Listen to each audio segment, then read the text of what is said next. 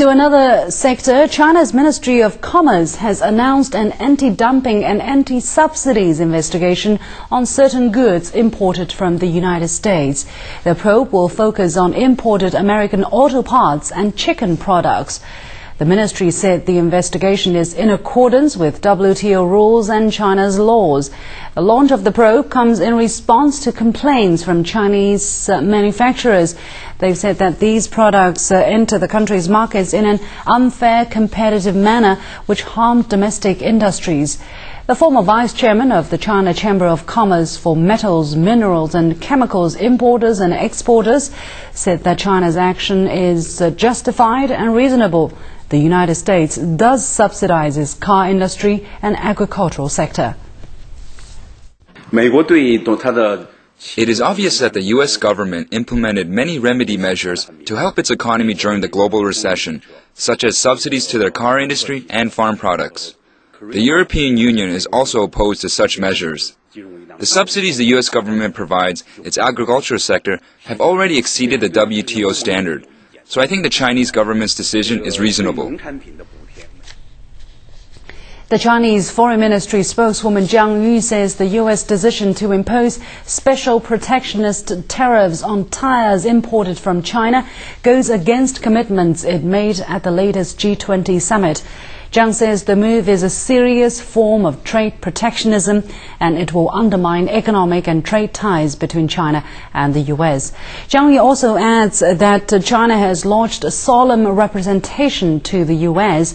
and reserves the right for further actions. A senior Swedish industrial consultant has also added his voice to the issue of punitive trade tariffs. Niels Dahlman says China has been adhering to WTO rules. He thinks it is inevitable that such trade measures will eventually hurt consumers. The next G20 meeting will take place in Pittsburgh this month. And it is important that the meeting should renew its commitments to open markets and commit to phasing out protectionism measures. And China is willing to cooperate, and I have read in the reports that China has followed the rules of WTO and protested against measures taken against them.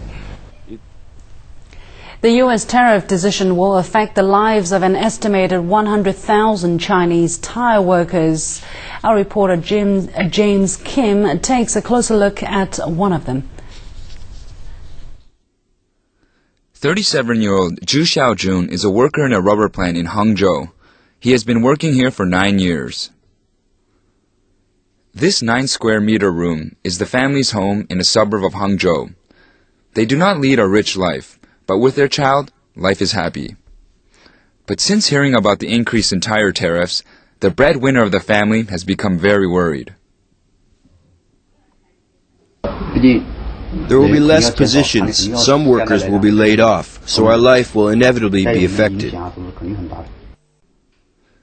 Zhu Xiaojun also said that if he could meet with President Obama, he would tell him it's wrong to implement trade protectionism. According to the China Rubber Industry Association, more than 20 Chinese companies are involved in the tire case. 100,000 workers will be affected. Among them, 20 to 30,000 workers will be laid off. James Kim, CCTV.